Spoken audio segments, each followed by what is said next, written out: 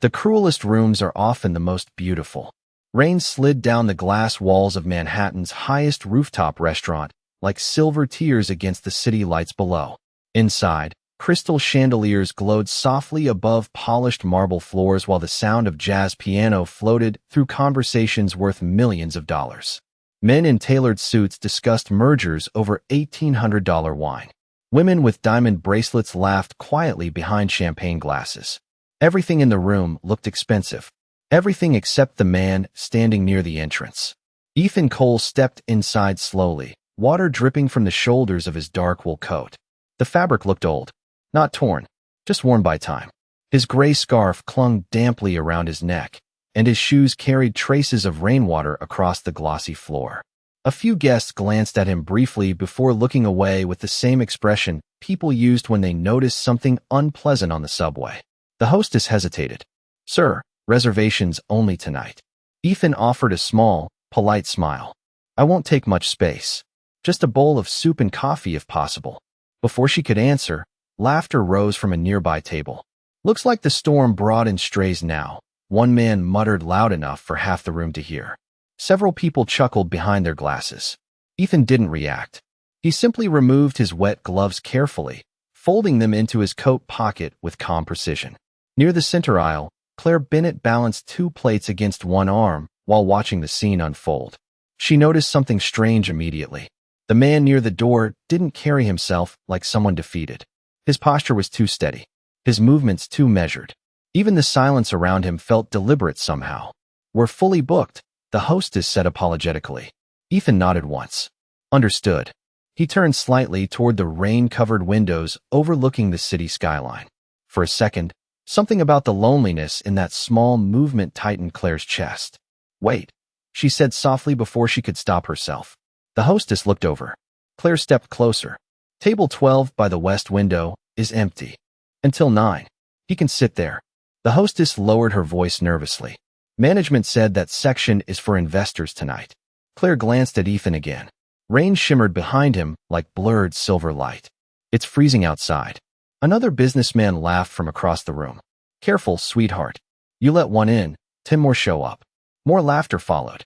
Ethan remained silent. Claire ignored them. "Right this way, sir." As Ethan followed her through the restaurant, whispers moved across the room like smoke. Claire could feel eyes watching them, judging them. The man walked quietly beside her, neither embarrassed nor angry. That was the unsettling part. Most people reacted when humiliated. They defended themselves. They snapped.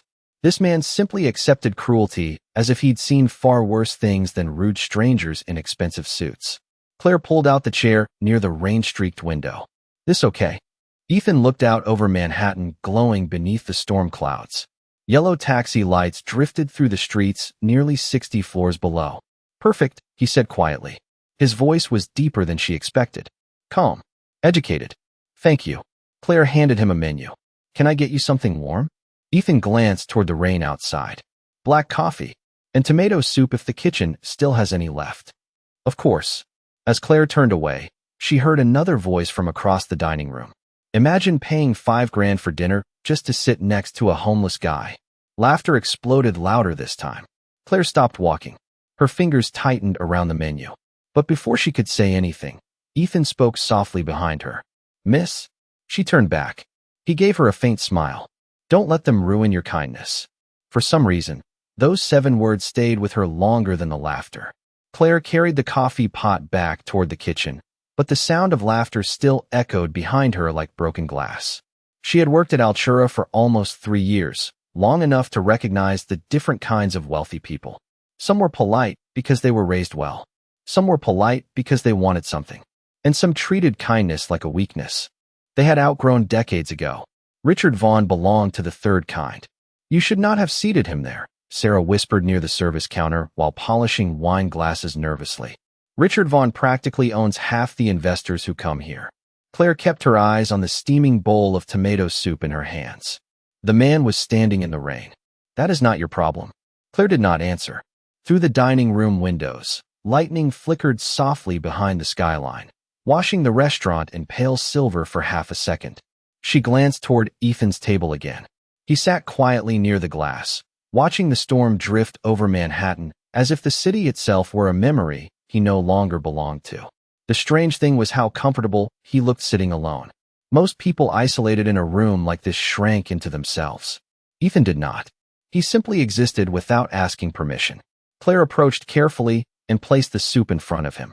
Steam curled into the dim light between them. "Careful," she said softly. "The bowl is hot." Ethan looked up. His gray eyes reflected the city lights outside. "Thank you." Claire hesitated. Up close, she noticed details she missed before. His coat sleeves were worn, but the stitching was hand-finished. His silver cufflinks looked old, not cheap, and on his right hand rested a ring engraved with a symbol she could not place. It looked familiar somehow. "Long night out there," she said politely. Ethan glanced toward the storm. Storms usually are. His answer almost sounded like it meant something else. Before Claire could respond, loud voices rose from Richard Vaughn's table near the center of the restaurant. Richard leaned back in his chair, whiskey glass spinning lazily in one hand, while several younger executives laughed around him like loyal followers orbiting a planet. He was in his early 50s, broad-shouldered, silver-haired, wearing confidence the way other men wore cologne. "Claire," he called suddenly, loud enough for nearby tables to hear. "Did your new friend order anything expensive, or just hot water and sympathy?" More laughter followed immediately. Claire felt heat rise into her cheeks. Ethan remained still beside the window. Richard stood halfway from his chair now, enjoying the attention. "Actually," he continued, "put his meal on my tab. It is freezing outside. We should all do our part for the less fortunate." A few people clapped quietly. Someone near the bar even raised a phone to record. Claire's stomach tightened. Humiliation had become entertainment now. She opened her mouth to answer, but Ethan spoke first. Calmly, "That is generous of you." The room quieted slightly. Richard smirked. "See? At least somebody appreciates charity." Ethan folded his napkin carefully beside the soup bowl. Although real charity is usually quieter. A few nearby guests exchanged awkward glances. Richard's smile faded for only a second. Then he laughed again. "Interesting. Homeless philosopher type." More chuckles spread across the room, though weaker this time. Claire noticed something else then. Ethan never sounded defensive. Not once. Every insult landed in the room heavier on the people speaking than on the man receiving them. It unsettled her in ways she could not explain. Richard took another sip of whiskey. "Tell me something, friend. What do you actually do?" Silence hovered for a moment beneath the jazz piano drifting through the speakers overhead. Ethan looked toward the rain-covered skyline before answering quietly. "I observe people." "And what have you learned tonight?" Richard asked smugly. Ethan's eyes moved slowly across the restaurant. The crystal chandeliers. The polished silverware. The expensive watches catching candlelight. The faces pretending not to stare. That loneliness sounds the same in every tax bracket. The words landed softly. Yet somehow the entire table fell silent afterward. Claire felt chills rise along her arms. Even Sarah stopped moving behind the service station. Richard forced a laugh, but it came slower now. Less confident. "You know," he muttered. "For a guy with no money, you sure talk like somebody important." Ethan finally looked directly at him. Calm. Unshaken. Money has never been the best measure of importance. Somewhere beyond the windows, thunder rolled low across Manhattan. And for the first time, that night, the room no longer felt entirely on Richard Vaughn's side. The tension in the restaurant changed after that. Not loudly. Not suddenly. It shifted the way air changes before another storm arrives. Conversations resumed, glasses clinked again, and the jazz piano continued drifting through the rooftop lounge. But something invisible had settled over the room.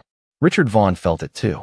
Claire could see it in the way his jaw tightened every time he glanced toward the window table. He no longer looked amused.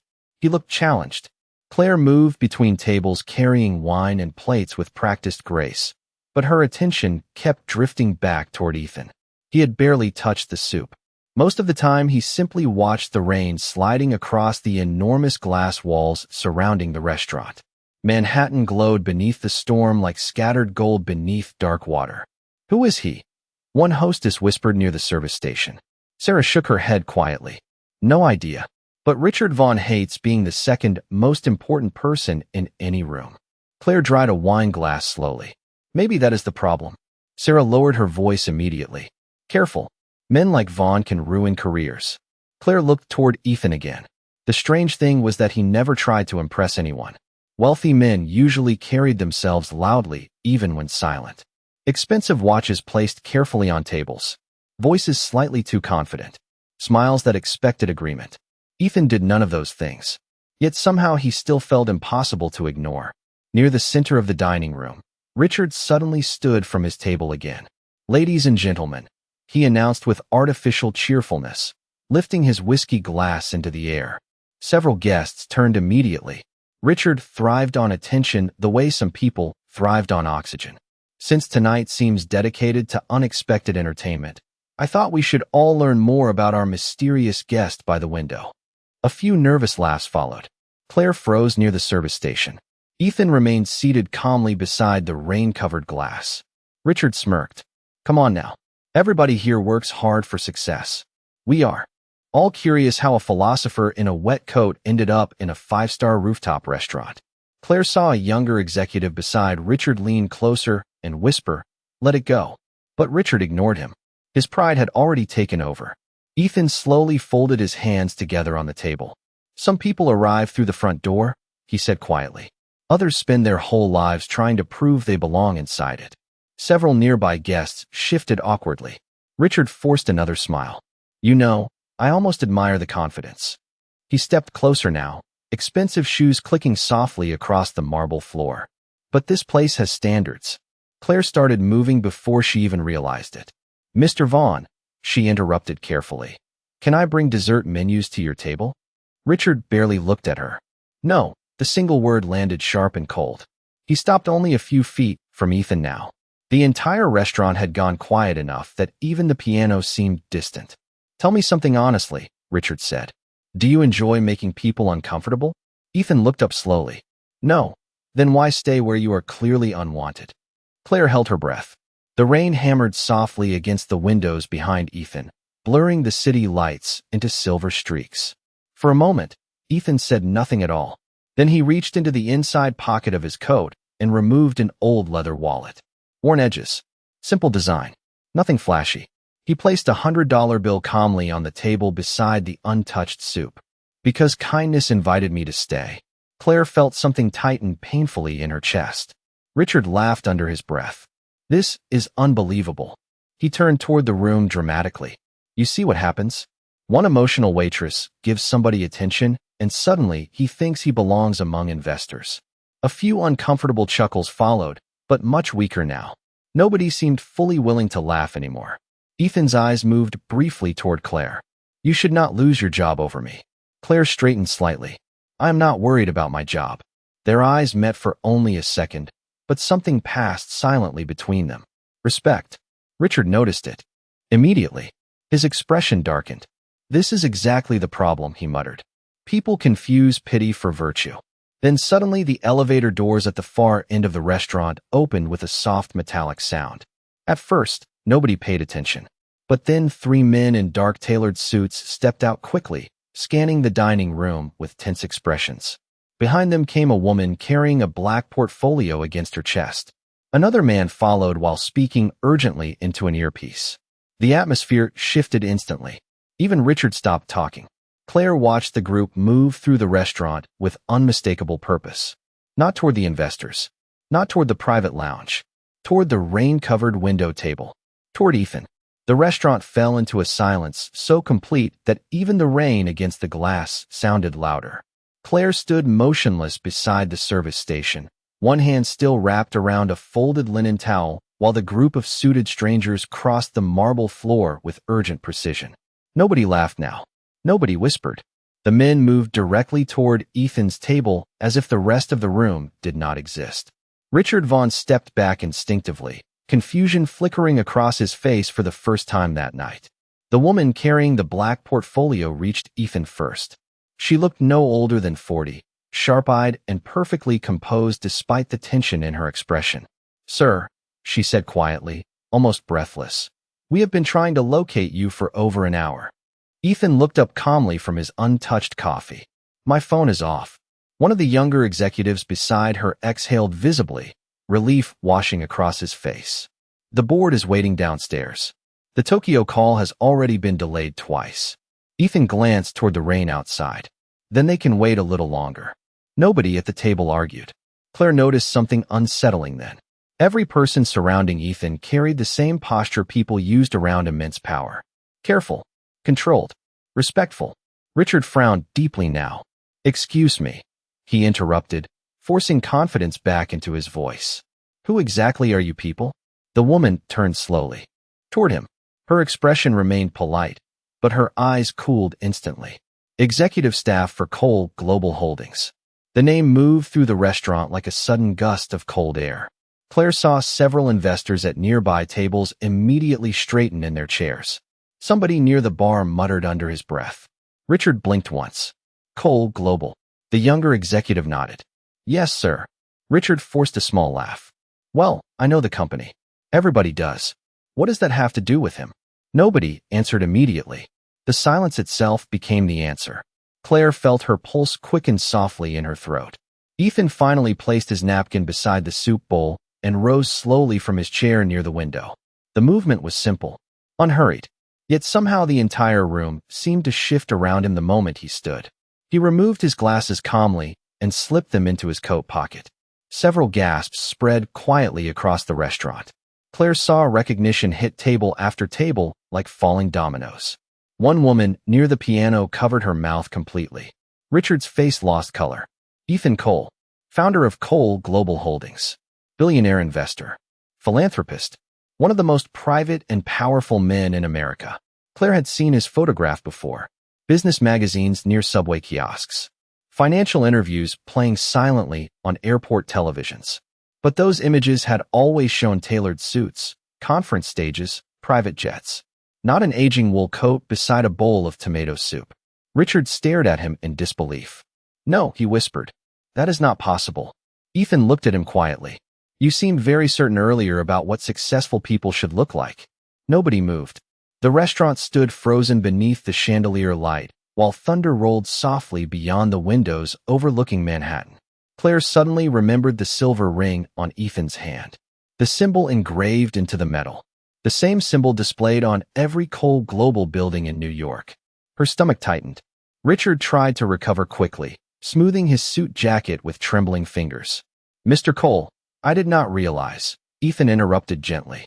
"No, you did not." The words were not angry. That somehow made them worse. Richard swallowed hard. "If there has been a misunderstanding, there has not." Ethan's voice remained soft, calm enough to force everyone else into silence. "You understood perfectly. You saw a man you believed had no value to you." Claire watched Richard's confidence collapse piece by piece beneath the weight of simple truth. Around the room, several guests lowered their eyes toward their glasses or phones, suddenly unwilling to meet Ethan's gaze. The woman with the portfolio stepped closer carefully. "Sir, the board members from Singapore are asking whether they should proceed without you." Ethan looked toward Claire instead. She stood frozen near the service station beneath the warm glow of hanging lights.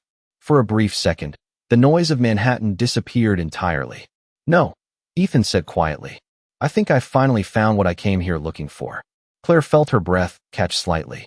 Richard looked between them, panic beginning to replace embarrassment now. "Mr. Cole," he said quickly, "I would love the opportunity to discuss potential partnerships with Vaughn Capital. We have several projects that could interest you." Ethan's expression did not change. "I do not invest in people who mistake cruelty for confidence." The words landed softly across the room, but nobody there would forget them for a very long time. No one in the restaurant seemed to remember how to speak after that.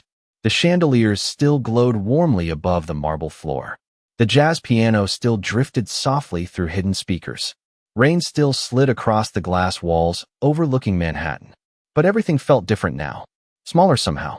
Claire stood perfectly still beside the service station while guests avoided looking at Ethan directly, as if eye contact itself had suddenly become dangerous. Richard Vaughn loosened his collar slightly.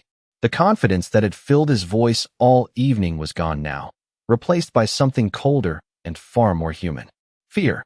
Ethan remained calm beside the window, one hand resting lightly against the back of the chair he had occupied all night. His executives waited nearby in respectful silence, none of them daring to interrupt him again. The woman with the black portfolio glanced discreetly at her watch before lowering her eyes. Claire noticed the detail immediately. Even powerful people seemed careful around Ethan Cole. Richard forced a nervous smile. "Mr. Cole, I truly apologize if anything earlier came across disrespectfully." Ethan looked toward the rain outside before answering. Interesting choice of words. Richard swallowed. "I assure you, if I had known who you were." "That is exactly the point." Ethan's voice remained soft enough that everyone leaned slightly closer to hear it. "Kindness that depends on status is not kindness at all." Silence spread again. One of the younger investors near Richard quietly lowered his wine glass onto the table without drinking from it. Nobody seemed comfortable anymore beneath the expensive lights and polished silver. Claire suddenly realized Ethan had changed the atmosphere of the room without raising his voice once. Richard glanced around desperately, searching for support that no longer existed. "I think this situation has become unnecessarily personal," he muttered. Ethan finally turned fully toward him. "No. It became personal the moment humiliation became entertainment." The words landed gently. Yet Richard looked as though he had been struck by them. Claire saw something else then. Ethan was not angry. There was disappointment in his eyes, but not cruelty. That somehow made the moment even heavier. The woman beside Ethan stepped forward carefully. "Sir, the board members are requesting confirmation regarding the Harborview acquisition." Ethan nodded absent-mindedly, though his attention remained on Claire. "Did you know who I was?" he asked her quietly. Every eye in the restaurant shifted toward Claire instantly. She felt heat rise softly into her face beneath the hanging lights. "No," she admitted. "I just thought you looked cold." For the first time that evening, Ethan smiled fully. Not the restrained smile he had worn before. A real one. Small. Tired. Genuine. Several people in the room seemed startled by how much younger it made him appear. "That might be the nicest thing anyone has said to me in months," he said softly. Claire lowered her eyes awkwardly. It was only soup and coffee. Ethan glanced toward the untouched bowl still sitting near the window. No, it was dignity. The words settled deeply into the silence around them. Claire felt her throat tighten unexpectedly. Across the room, Sarah stood frozen beside the wine station while two bartenders exchanged stunned looks. Even the restaurant manager had quietly appeared near the kitchen entrance now, his face pale with panic as realization spread through him. Ethan Cole had spent nearly 2 hours inside Altura restaurant while being publicly humiliated by one of their most important investors. Richard noticed the manager immediately and straightened. "Now hold on," he snapped quietly. "This entire thing is being exaggerated." Ethan looked toward him again, calm as ever. "You believe humiliation only counts when the person has power." Richard opened his mouth, then stopped, because there was no defense against truth spoken that clearly. Thunder rolled softly outside the glass walls while Manhattan shimmered beneath the storm like scattered gold beneath dark water. Ethan slowly picked up his old wool coat from the chair. One of his executives stepped forward immediately. "Sir, the car is waiting downstairs." Ethan nodded once, then paused beside Claire before leaving. Up close, she noticed exhaustion beneath his calm expression now. Not physical exhaustion, something deeper. The kind carried by people who spend too many years surrounded by admiration, but too little humanity. "Claire," he said quietly, reading her name tag for the first time. "Why did you help me tonight?" She hesitated. The answer felt embarrassingly simple now compared to everything happening around her. "Because everyone deserves somewhere warm to sit when it rains." Ethan held her gaze for a long moment. Then he reached into his coat pocket and removed a simple black business card embossed with silver lettering. No phone number, no title, just a name. Ethan Cole. He placed it gently beside the coffee cup. "Tomorrow morning," he said softly. "If you still believe that after tonight, come see me." Then, without another word, the billionaire everyone feared walked quietly toward the elevator while the entire restaurant stood in absolute silence behind him. The elevator doors closed softly behind Ethan Cole, and only then did the restaurant seem to breathe again. Conversations returned in fragments at first. Quiet whispers, nervous laughter, the faint clinking of silverware against porcelain. But nothing sounded natural anymore. The illusion of superiority that had filled Altura an hour earlier had cracked wide open beneath the weight of one quiet man in a worn coat. Claire remained standing beside the window table long after Ethan disappeared downstairs. His black business card rested beside the untouched coffee cup like something unreal. She stared at the silver lettering while rain drifted across the skyline beyond the glass. Claire. The sharp voice snapped her back immediately. She turned to find the restaurant manager hurrying toward her with pale cheeks and forced composure. Daniel Mercer rarely looked nervous. Tonight, his hands trembled slightly around the reservation tablet clutched against his chest. Office. Now. Several employees nearby avoided looking at her directly as she followed him through the dining room. Richard Vaughn had already returned to his table, though the man no longer looked powerful. He sat silently with his untouched whiskey while his younger executives whispered among themselves. None of them laughed anymore. Claire noticed Richard glance toward her briefly before lowering his eyes. For the first time all evening, he looked small. Inside the manager's office, Daniel shut the door carefully before running both hands across his face. The city lights shimmered faintly through the blinds behind him. Do you understand what just happened out there? Claire stood quietly near the desk. I think so. No, Daniel muttered. I do not think you do. He exhaled slowly, lowering himself into the leather chair. Ethan Cole owns 12% of the investors who financed this restaurant. Claire blinked once. Oh, Daniel stared at her in disbelief. That is your response. She glanced down at the black business card still resting in her hand. I did not know who he was. That is exactly why this entire thing is terrifying. Daniel leaned forward, lowering his voice instinctively even though nobody else could hear them. Do you realize what could happen if he files a complaint? Richard Vaughn publicly humiliated him inside my restaurant while staff stood there watching. Claire's chest tightened slightly. I tried to stop it. Daniel looked at her for a long moment before nodding slowly. Yes, you did. Silence settled between them briefly. Outside the office walls, muted jazz music still floated through Altura while rain tapped softly against the glass windows overlooking Manhattan. Daniel rubbed his temples tiredly. Do you know why Ethan Cole disappeared from public life 2 years ago? Claire shook her head.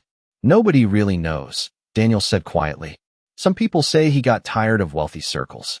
Others say he started testing the culture inside businesses he invests in.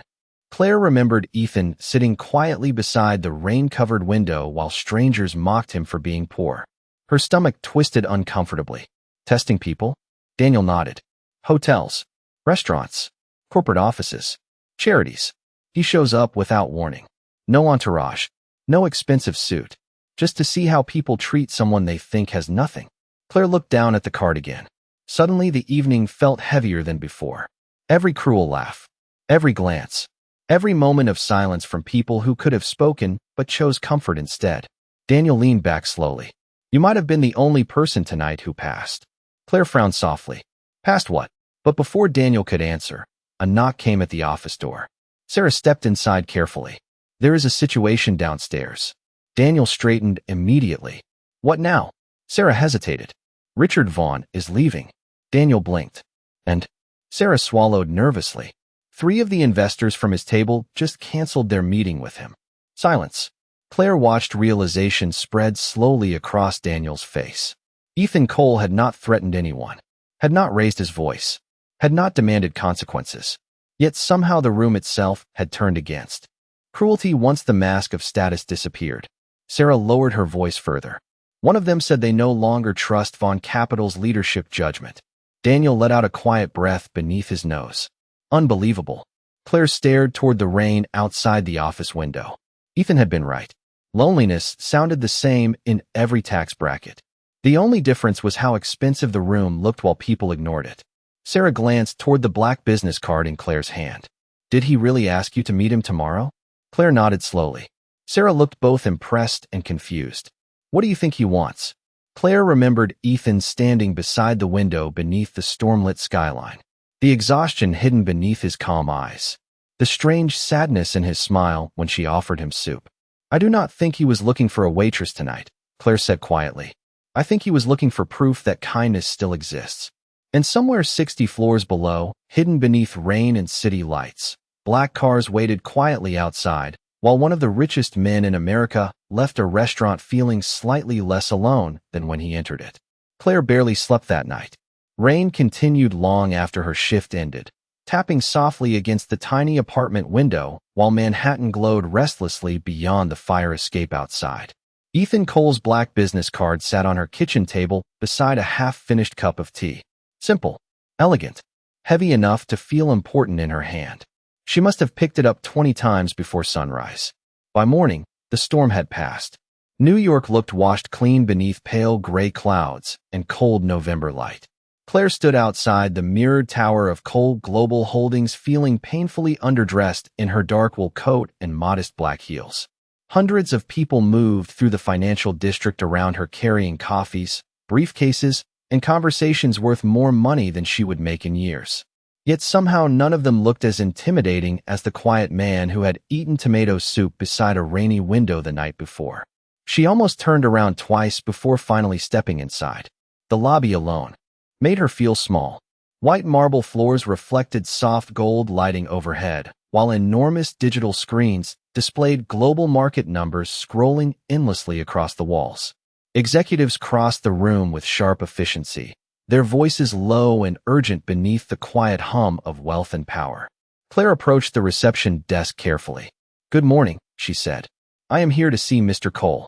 The receptionist looked up politely. "Do you have an appointment?" Claire hesitated before placing the black business card gently on the desk. Everything changed instantly. The receptionist's posture straightened. Her expression softened with surprise. "One moment, please." Claire noticed two security guards glance discreetly toward her now. Within less than 30 seconds, a tall man in a navy suit approached from the private elevator area. Early 40s. Silver tie. Calm eyes. "Ms. Bennett." Claire nodded cautiously. "I am Jonathan Pierce, Mr. Cole's chief operations officer. He has been expecting you." "Expecting you." The words tightened something nervous inside her chest. Jonathan guided her toward a private elevator without another question.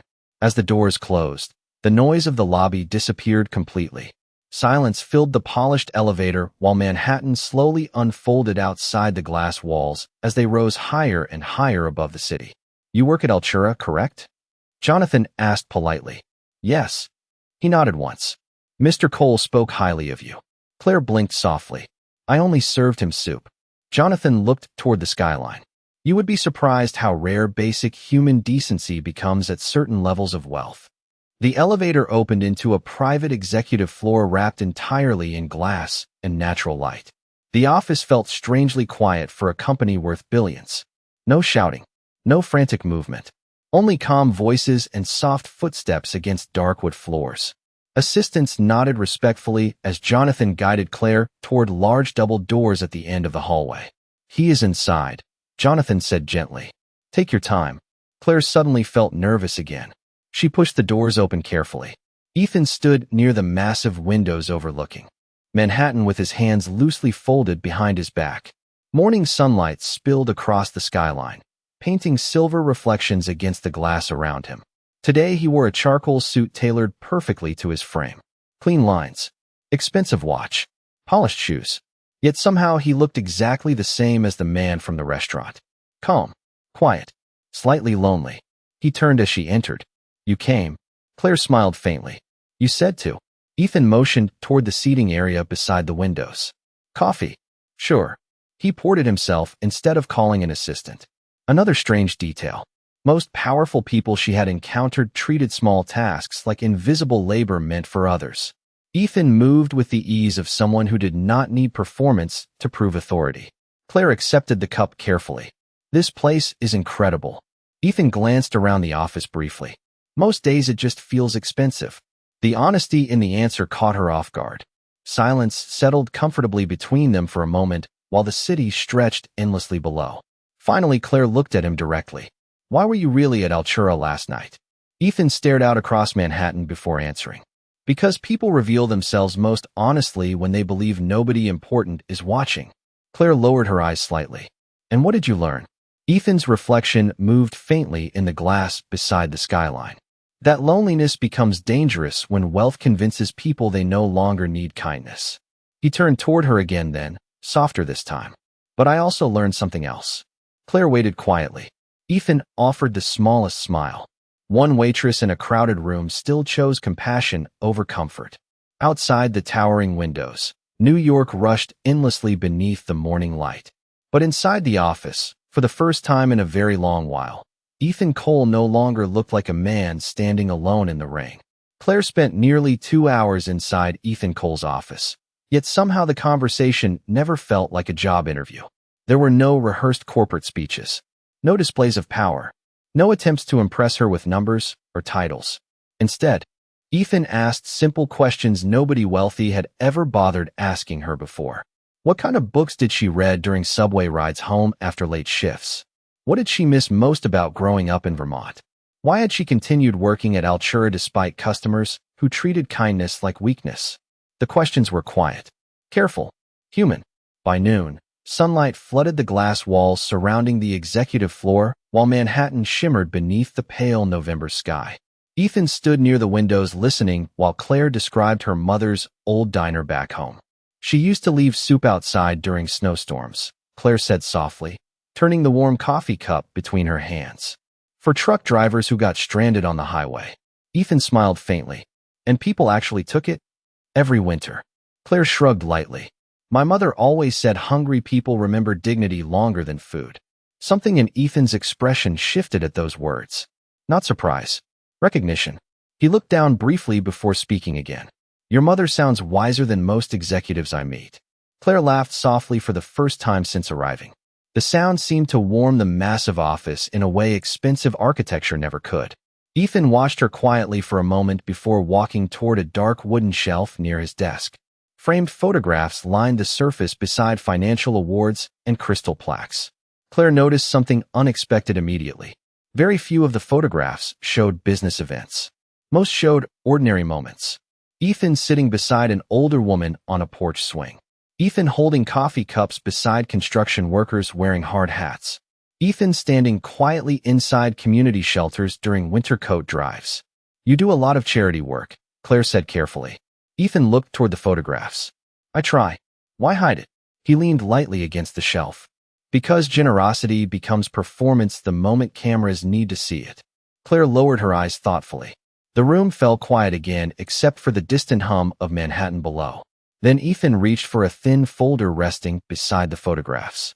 There is actually a reason I asked. You here today? Claire straightened slightly. Ethan handed her the folder carefully. Inside were documents stamped with the Cole Foundation logo. Community housing initiatives. Winter shelters. Food programs. Scholarship projects. 3 months ago, Ethan explained quietly, I started funding a national project focused on dignity-based outreach. Claire frowned slightly. What does that mean? Ethan moved toward the windows again. Most charities help people survive. Very few help people feel human while surviving. Claire read through the pages slowly. Mobile soup kitchens redesigned to look like neighborhood cafes instead of emergency shelters. Clothing centers with private changing rooms instead of crowded donation lines. Community dining programs where volunteers sat and ate with homeless guests instead of serving them from behind tables. These are your ideas? She asked softly. Ethan nodded once. People lose themselves long before they lose money. Claire looked back down at the folder. This is incredible. Ethan remained silent for a second before continuing. The problem is that everyone around me approaches this project like a corporate strategy. He glanced toward her carefully. You approached a stranger in wet clothes and saw a person first. Claire felt her chest tighten slightly. I was only being decent. Exactly. Ethan's voice softened. And that has become rare enough to matter. Outside the office windows, clouds drifted slowly over the Hudson River while helicopters crossed the skyline like distant shadows. Ethan returned to the seating area across from her. I want you to help lead the outreach division for the foundation. Claire stared at him in complete disbelief. Me? Ethan nodded calmly. You understand something my executives do not. She shook her head quickly. Ethan, I am a waitress. No, he said gently. You are someone who kept her compassion in a city that rewards indifference. Silence filled the office again. Claire looked down at the papers in her lap, while emotion pressed unexpectedly against her throat. Nobody had ever spoken about her kindness as though it carried value before. At Altura, kindness was part of the uniform, invisible labor, something expected but rarely noticed. Ethan watched her quietly. You do not have to answer today. Claire looked up slowly. Why me? Ethan's gaze drifted toward the skyline once more. Because last night an entire room full of powerful people saw status before humanity. His eyes returned to hers then, calm and sincere beneath the soft afternoon light. And you did not. Somewhere below them, New York continued rushing endlessly through traffic lights, subway tunnels, and crowded sidewalks. But high above the city, inside a quiet office wrapped in sunlight and glass, Claire Bennett realized that one simple act of kindness had changed far more than a single evening. 3 months later, the first snow of December drifted quietly across Manhattan. Soft white flakes swirled between skyscrapers while yellow taxi lights reflected against wet streets below. Claire stood outside a renovated community center in Brooklyn, wrapping her scarf tighter against the cold, while volunteers carried boxes of blankets through the front doors behind her. Above the entrance, a simple sign read, "The Harbor House Initiative." No giant logos. No luxury branding. Just warm light glowing through tall windows onto the snowy sidewalk outside. Inside, people gathered around long wooden tables drinking hot soup and coffee while soft piano music drifted through hidden speakers. There were no donation lines. No plastic trays. No cameras. Families sat together beside elderly veterans and exhausted single mothers, while volunteers moved through the room speaking to guests instead of serving around them. That had been Ethan's idea. Nobody should feel processed while asking for help, he had told the staff during the first planning meeting. Claire smiled softly as she watched a little boy near the fireplace laugh while decorating paper snowflakes with crayons. The entire center felt less like charity and more like dignity restored quietly. You built something beautiful here. Ethan's voice came gently from behind her. Claire turned to find him standing near the doorway wearing the same dark wool coat from the night they met at Altura. Snowflakes rested lightly across his shoulders while city lights shimmered behind him through the winter evening. "We built it," Claire corrected. Ethan glanced around the crowded room. "No, you reminded me why it mattered." Over the past 3 months, they had traveled across New York together visiting shelters, community kitchens, and temporary housing programs funded by the Cole Foundation. Claire had watched Ethan speak to janitors and billionaires with exactly the same calm respect. She had also discovered something surprising beneath the power and reputation. Ethan Cole listened more than he talked. Truly listened. To veterans struggling with loneliness. To exhausted nurses working double shifts. To teenagers aging out of foster care. To single parents balancing 3 jobs and impossible rent. The richer someone became around Ethan, the quieter he seemed to grow. As snow drifted outside the windows, Jonathan Pierce approached, holding a tablet beneath one arm. "The Boston investors arrived early," he said carefully. "They are asking if you still plan to attend the gala tonight." Ethan looked toward the crowded community center instead. An older man sat near the fireplace, slowly warming his hands around a bowl of soup, while 2 volunteers helped a young mother carry winter coats toward the children's corner. Laughter echoed softly beneath the warm lights overhead. Ethan smiled faintly. "Tell them I am exactly where I need to be." Jonathan nodded once before stepping away. Claire folded her arms against the cold. "You skipped a Billionaire fundraiser for soup night in Brooklyn." Ethan glanced toward her. The fundraiser was about publicity. His eyes moved toward the crowded room again. "This is about people." Claire looked at him quietly for a moment. "You know, most men with your kind of money spend their lives trying to impress rooms full of strangers." Snow drifted silently between them beneath the glow of the city lights. Ethan gave the smallest shrug. "I spent years doing that. And now?" He looked through the windows where volunteers laughed softly while refilling coffee cups beside families escaping the cold outside. "Now I think the loneliest thing in the world is being admired by people who would not care about you without your bank account." Claire felt the truth in the words settle gently into the winter air between them. She remembered the man standing alone near the entrance of Altura while strangers laughed at his wet coat. Nobody there had recognized power without expensive packaging around it. Ethan noticed her expression and smiled softly. "What?" Claire shook her head. "I was just thinking about that night." Ethan laughed quietly beneath his breath. "So was I." Snow continued falling across the city while warm lights spilled from Harbor House onto the sidewalk outside.